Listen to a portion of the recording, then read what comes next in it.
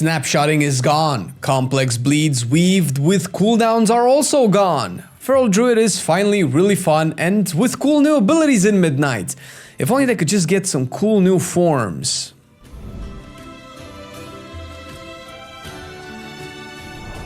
Every few patches, Druid gets some changes to its class tree that don't actually change much of anything, but rather make pathing slightly less cumbersome and give them easier access to some utility. Outside Renewal being turned into a passive with a Cena's Renewal, as it stands, our favorite kitty hasn't really gotten anything new in the class tree. Oh wait, that's not true. Gift of the Wild returned as a passive buff to Mark of the Wild, specifically doubling down the bonus that you get. So 6% versatility, yes. A lot of other classes have seen this as well, with Warrior's Battle Shout and Mage's Arcane Intellect. The hero talents have seen no real changes also, and this could be important, but more on that in a bit. We want to humbly take a moment to thank our Patreons who decided to support our content. You guys rock, and you're making it possible for us to keep pumping these videos, and we are super grateful for you, to the YouTube members and the Twitch subscribers as well. If you enjoy the videos and want to help us make more dope content, better and bigger, consider checking patreon.com/Marcelian&Flame. On top of being a part of our Patreon team, you get access to a few exclusive goodies as a show of thank you from us. Thank you and enjoy the video. The biggest thing Feral has lost is Bloodtalons. Gone are the days when you have to juggle finisher moves with combo points builders to get stronger bleeds out on enemies. I did say that snapshotting was gone, but not really. Snapshotting now is a visual indicator that changes the icons of your bleed abilities, Rake, Thrash, and Rip, whenever your Tiger's Fury is active. When you apply them to your enemies, the debuff on their frames also shows the upgraded icon. This is to visually clarify that these are stronger to the player and make snapshotting bleeds almost effortless to play. Part of this change, an entire shift has seen the new direction of class design for Midnight, where players no longer receive talents and spells that need to be tracked in any way for the purpose of dealing more damage. Rather, buffs have been toned down and the spec simplified to make the gameplay more straightforward. As an example, Sudden Ambush now gives your finishers a chance to make your next generator automatically crit if it's Rake, Shred, or Swipe. Considering you will use these naturally anyway, there is no real way for you to mishandle this buff or the need for you to track it, at least from a theoretical standpoint. It seems you would ideally want to just use it on Shred in single target and Swipe in AoE, but again, without Bloodtalons, you would naturally use these abilities by default anyway, so consuming it on the wrong spell is unlikely. Brutal Slash has also been deleted, a long time standing iconic feral ability that essentially made Swipe a dead spell for the longest time. Some cleanup was done for the Berserk cooldown as well, with it being only 2 nodes now, one the standard defensive button, with the second being the cooldown reduction. We did lose the bleed build-up on our target from Berserk Frenzy. Instead, we have 2 new talents around it with Panther's Guile and Blood Spattered. Panther's Guile says it gives you 2% mastery, but the formula is not very clear. Talenting into it increases my mastery percentage by about 4%, separate from my mastery rating that remains unchanged. But the more interesting talent is Blood Spattered, that gives feral funnel damage. The more rips you have out in AoE, the more your main target takes damage from your bites, which in turn cleaves more damage to the rest of them with rampant ferocity, giving this talent a really neat compounding bonus effect. Some nodes have been moved around, Lion Strength was also removed, Adaptive Swarm also removed, making it one less maintenance dot to keep track of. Instead, we have 4 new capstones.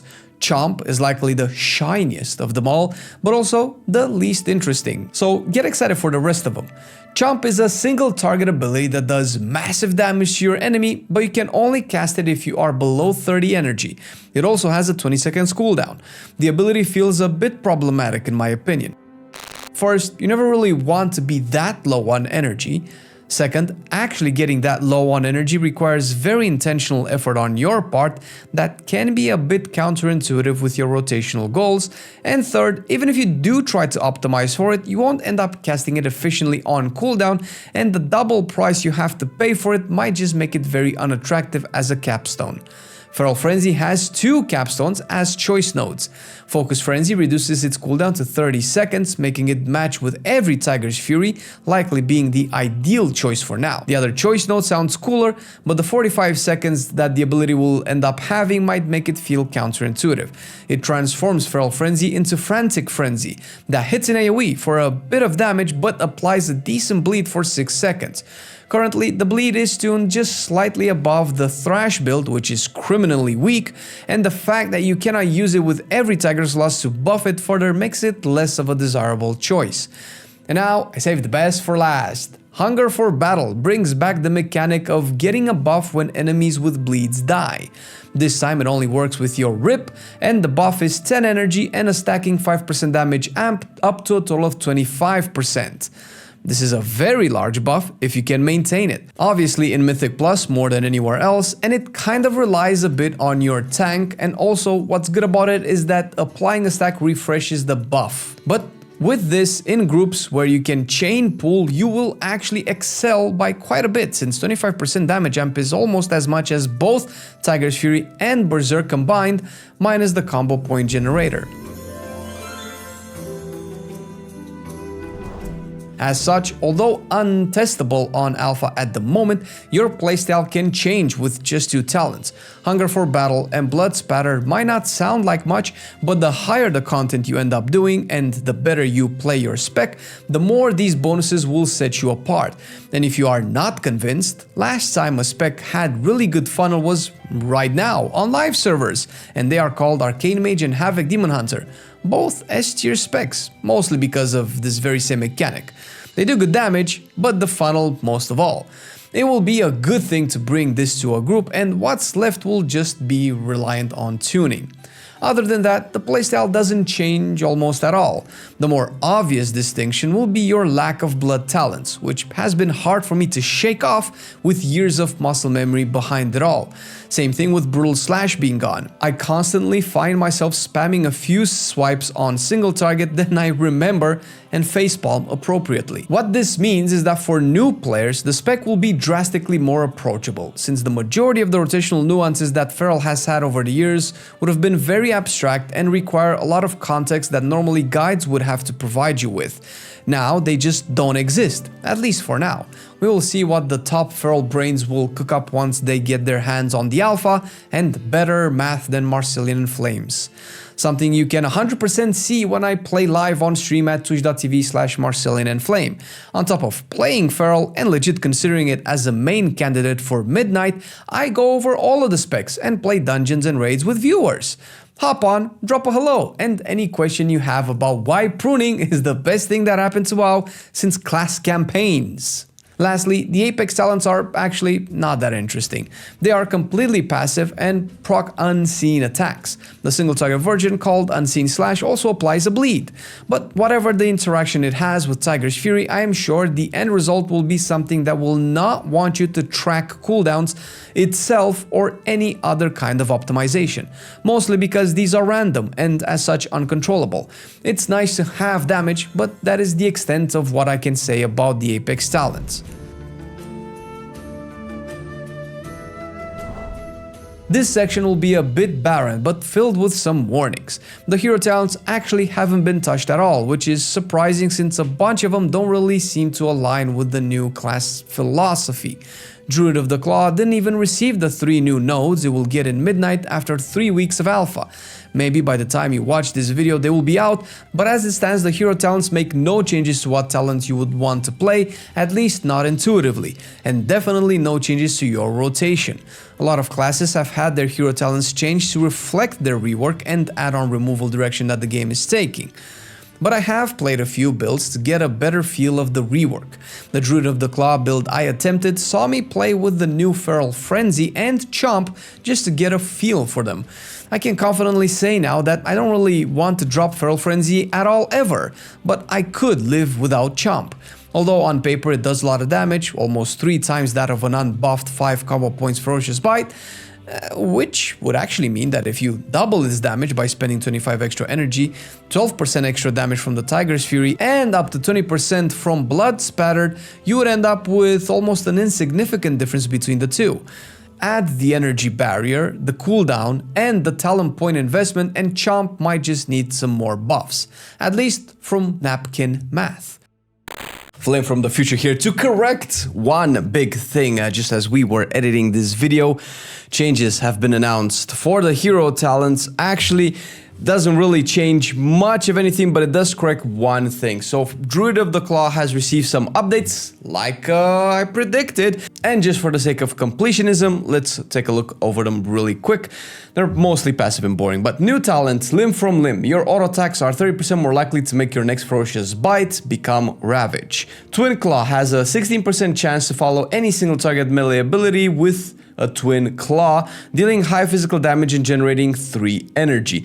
This is entirely passive. This is also very random, but it does give you a source of energy throughout the course of the fight.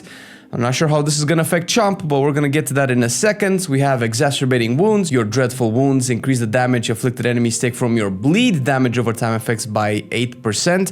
This is a little bit weird because bleeds and usually damage over time kind of seems to be a staple of Wildstalker, and you would be able to get away without playing these. But then again, Druid of the Claw is a more physical approach to Feral, so I would imagine that this would make sense as well. We'll see how builds commence.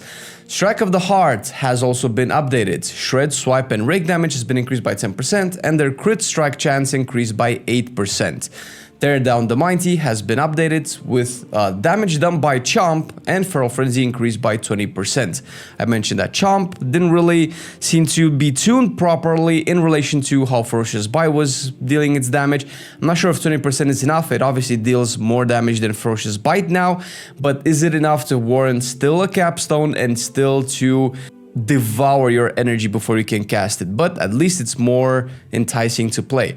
Claw Rampage has been updated. The chance for various attacks to trigger Ravage has been reduced to 20%. So this was a little bit nerfed, maybe probably to rein in the amount of Ravages that you have, considering that you have another talent that can proc more Ravages. So whatever. And Ravage has also been updated. Your auto attacks are 15% more likely to make your next attack a Ravage. Empowered Shapeshifting increased the damage of Shred and Swipe by 10%, up from the previous 6. That's about it. It's mostly just damage increase across the board. Nothing really gameplay changing. Not really what I was hoping to see. Chomp getting a buff means that you will be incentivized to play Chomp with Druid of the Claw, and I guess that would make sense. I don't see why Chomp cannot be played with any other hero talent, but there you have it. Updates with more to come in the coming weeks. Enjoy the rest of the video. For Wildstalker, I looked into getting Lunar Inspiration, which now is a choice node with Chomp as a capstone. Previously, the biggest appeal of this talent was that it was easier to maintain Bloodtalons since it would be the cheapest combo point generator. Of course, Wildstalker adds more damage to it, making it more appealing, hence why I took it with this build. But without Bloodtalons, it just felt like a replacement for Adaptive Swarm, but weaker and with no actual synergy outside the combo point generator. For a capstone, it felt like a letdown. There is a very good chance the hero talents won't make it to live like this, so I am trying to be a little bit optimistic that stuff like Druid of the Claw can finally make me feel like a Druid of the Claw and not just an occasional Ravage user.